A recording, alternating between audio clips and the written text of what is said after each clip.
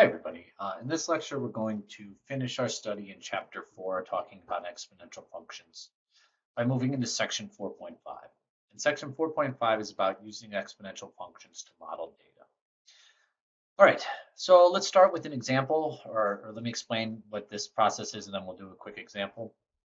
All right, so an exponential model is an exponential function or its graph that describes the relationship between two quantities for an authentic situation. And so in this lecture, we're going to talk about like real world examples and fit them with an exponential model. So if all the data points for a situation lie in an exponential curve, okay, then we say the explanatory and response variables are exponentially related. So if no exponential curve contains all the points, but an exponential curve comes close to all the points, and maybe perhaps contains a few of them, then we say the variables are exponentially related. Okay, so here's an example. So suppose that a peach has 3 million bacteria on it noon on Monday. So here's this peach and it has 3 million of a specific type of bacteria on it on Monday. And that one bacteria divides into two bacteria every hour. So every hour, okay, if we let T be the number of hours, after 1 hour, there's twice as many bacteria. Then after 2 hours, this bacteria doubles as well as this one doubles. Okay, so it divides into two bacteria. So think about it, the number of bacteria doubles every hour. So if we let B be some function of T, be the number of bacteria in millions of bacteria on the peach at T hours after noon on Monday, here's what I want to do. I want to find an equation of F, okay, and then I want to predict the number of bacteria on the peach at noon on Tuesday. So basically 24 hours later.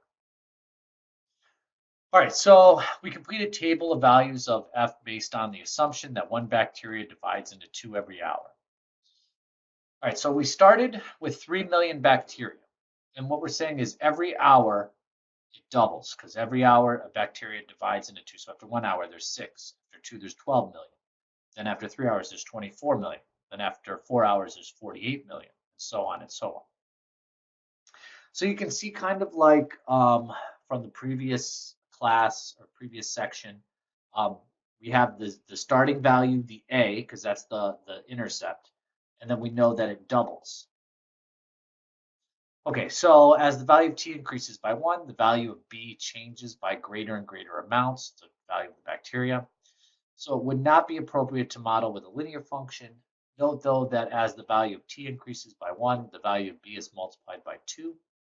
So we can model the situation using an exponential model of the form. Number of bacteria at T hours after noon is equal to A, which is the starting value. We know it's doubling, so that's the intercept, B, raised to the T power. So the B intercept is 0, 3. So F of T is equal to the starting value times how much it's growing, raised to whatever the independent variable is here, which is time. So it's equal to 3 times T to the T power. So you can see this in a graphing calculator, setting up a table, and then putting that equation through it. It fits it nice and perfectly. Okay, so we wanted to find it by noon on Tuesday, so that's 24 hours later. So substitute 24 into T of our equation. So the number of bacteria 24 hours later is equal to 3 times 2 to the 24 power, which is equal to 50,331,648. Remember, this was in terms of millions. So according to the model, there would be 50,331,648 million bacteria. So to omit writing million, we can add 6 zeros. So when you add 6 zeros to that, what we're saying is that there will be roughly 50 trillion bacteria at noon on Tuesday. Crazy. All right, so an exponential model, if y is equal to a times b to the t, this is an exponential model. Y is the quantity at time t, so whatever the t variable is. Then the coefficient a is the value of the quantity at the present time, so t is equal to 0. So think of a as the starting value, so where you start at. And b is how much it's changing at t, whatever the t time is. So for example, the bacteria of the model f of t is equal to 3 times 2 to the t has a coefficient of 3. which represents the 3 million bacteria that were present at time t is equal to 0, so the starting bacteria. All right, so let's do another one. A person invests $5,000 into an account that earns 6% interest compounded annually. So what this is saying, every year they get 6%. So after 2 years, they get 6% on top of the 6% they already got. Okay, that's what it means when it's compounded annually. So it's compounded every year. So if we let v equal some function of t be the value, that's where the v comes from, in dollars of the account at t years after the money is invested, find an equation of f. All right. The second thing will be what will be the value after 10 years. All right, so here's what we're doing. Each year, the investment value is equal to the previous year's value, 100% of it, okay, plus 6%. So of the previous year's value. So the value increases by 106% of the previous year's value. That's what we're saying. So 106% in decimal form is 1.06. So this is what we're saying. When you first start out with the money, at t is equal to 0 years, you have $5,000. Then after 1 year, you get 6%. So you take 5,000 times 1.06, now $5,300. Then we get another 6%, then another 6%, then another 6%. So you can see here how much it's being multiplied by. The base is 1.06. That's how much it's being multiplied by. And here was the starting value. Okay, so as the value of t increases by 1, the value of v is multiplied by 1.06. So f is an exponential function is equal to a times 1.06 to the t power. Well, what is a? Remember, a is the value of the account that it starts with. So the value of a is 5,000. So f of t is 5,000 times 1.06 raised to the t power. Okay, so we got it. We got it right there. So find the value after 10 years. We'll just substitute 10 in for t. And you should see if you leave $5,000 in after 10 years, you'll have roughly $8,954.24. And that's if it's getting 6%. So the value will be that much in 10 years. Great. So notice how much it's being multiplied by every year, starting value. Starting value, how much it's being multiplied by every year. That's the key to these. All right, let's talk about a half-life. You might have heard this like in a chemistry class. So if a quantity decays exponentially, the half-life is the amount of time it takes for the quantity to reduce in half. So, you might hear something like this chemical has a half-life of 100 years. So every 100 years, if it started with 10 grams of it, after 100 years, it has 5 grams. Then after another 100 years, it has 2.5 grams, and so on. Okay. So here's an example. So one of the world's worst nuclear incidents occurred in Chernobyl, Ukraine on April 22nd, 1986. All right, so immediately afterwards, 28 people died of acute radiation sickness. This has also got a little bit of news on, or a little bit of notation, or notoriety, excuse me, not notation, with the HBO special that recently came out. But anyways, so a United Nations study predicts there will be 400 premature deaths due to the release of this radioactive element cesium-137. All right, so we want to do an example about this cesium-137. Okay, so cesium-137 has a half-life of 30 years. Okay, so let's let P be a function of time, be the percent of cesium-137 that remains at T years since 1986.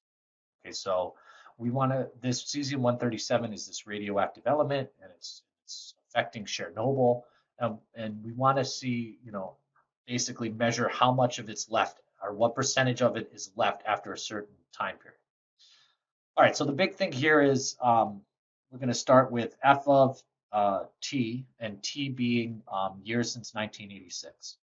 So we want to find an equation of f. We want to describe the meaning of the base. All right, and then what percentage of the cesium-137 will remain, let's say, in the year 2021. All right, so I want to discuss two methods for finding this equation. All right, so the first one here, method one, is we want to use a table. All right, so a table shows how much of what percentage of it will be left at t years. Okay, so the data will be modeled with an exponential function. So I'll explain how I got here. So at year 0, there's 100% of it left. Okay, that's what we're saying. And now this 1/2 is the half-life, because at a certain time period, half of it is left. So at t0, 1/2 to the 0 power is 1, so there's still 100% left. Well, then after 30 years, only a half of it will be left. Okay, so you take the 100% times 1/2, you get the 50% of it that's left. Well, then after 60 years, another half of it's gone. After 90 years, because every 30 years, a half of it is gone. So look what's happening. A half of it is gone. Well, the way we get this general form of the equation is you start with 100. And every you multiply it by 1/2, because that's the half-life.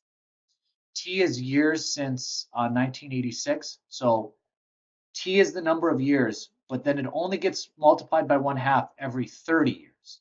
So you take whatever the T is and you divide it by 30, because its half-life is every 30 years.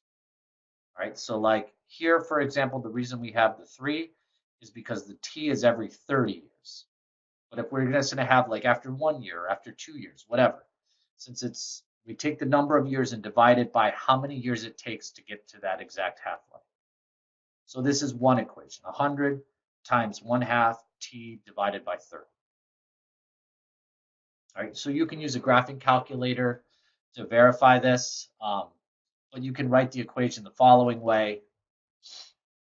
It's 100 is equal to 1/2 t divided by 30 power, or 100 loses 1/2 of its every to the 1/30th power raised to the t is another way, but I think this way is a little bit easier.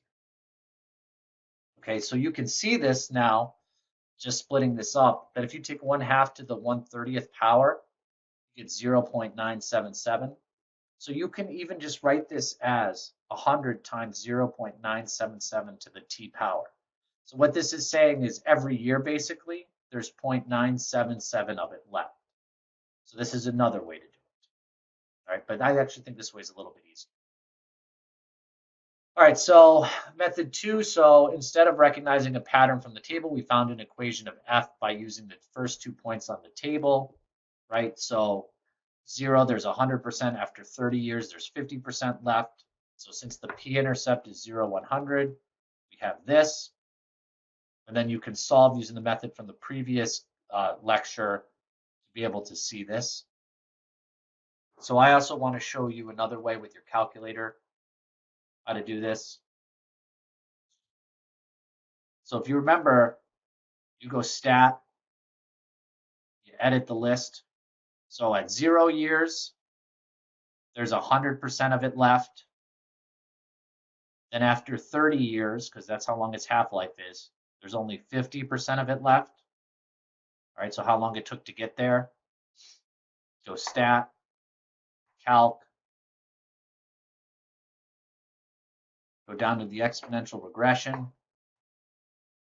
Look, A is equal to 100, B is equal to 0.997. I got it with my calculator very, very easily.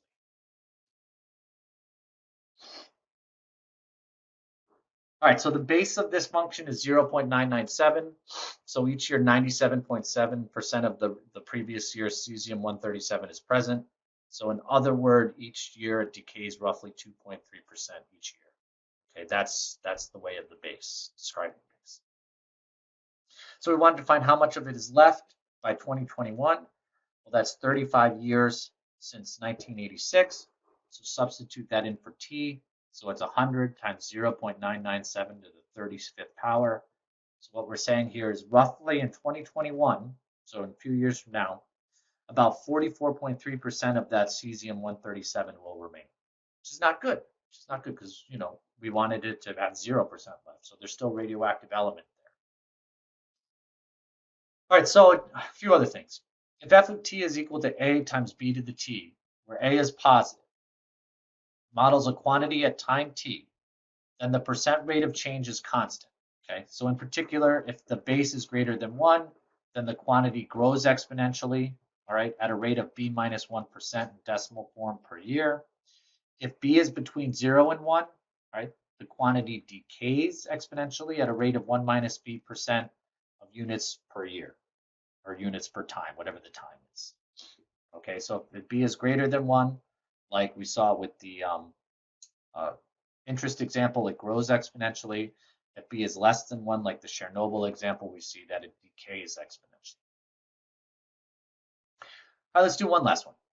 All right, so the number of prisoners at the terrorist detention center in Guantanamo Bay, Cuba, has decayed approximately exponentially, so this is important, from 670 prisoners in 2003 to 91 prisoners in 2016. All right, this is from a report listed there. So in 2015, the cost per prisoner at Guantanamo was $4 million per year. Right, so let's estimate the total cost in that year. Okay. All right, so the first thing we have to do is we have to let n be the number of prisoners, all right, at t years since 2003. So here are the known values. In 2003, there were 670 prisoners. By 2016, so that's 13 years since 2003, there were 91 prisoners. Okay, so because the variables t and n are approximately linearly related, we want an equation of this form. N is equal to 0, the number of prisoners is equal to, a times b to the t. All right, we see the starting value. The n-intercept is 670, so we know the a. So all we need to do is find the b now. So you can go through and solve this equation here, right? Like the 13 and the 91, plugging it in, and you'll get this. But I also want to show you how to use your graphing calculator again, because I find that's the easiest.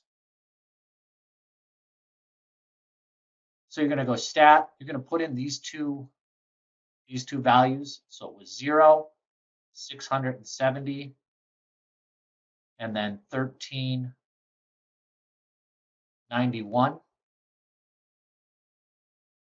All right, and you're going to hit stat. You're going to go over to calc. You're going to go down to the exponential regression. And look what you get. A is equal to 670, and B is equal to 0.8578 when I round it, or 8.8576. And look, if you go back and solve with the methods that I talked about in class, you get the same thing. So we substitute that value into 0.8576 in for B. And so n is equal to 760 times that base there.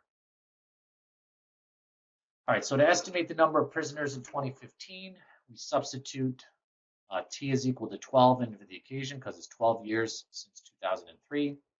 And so roughly what we're saying in 2015, there were 106.05 prisoners. Okay, so you can verify this with the graphing calculator if you want. But then to get the total number of costs, right, because the cost is $4 million per year, we multiply this by the number of prisoners. And so in 2015, we're estimating that the total cost was $424 million, according to our model, which is crazy. So we have a four-step process here for what we're seeing. All right, construct a scatter plot to the data, decide whether it's a line, a parabola, or an exponential curve. Well, we're seeing that these examples it's exponential. Find an equation of your model. If you have the 2 points like I've given you, use your graphing calculator. You can check your equation, right, using the scatter plot and plugging in the equation. And then finally, you can use your equation to draw conclusions, make estimates, and make predictions.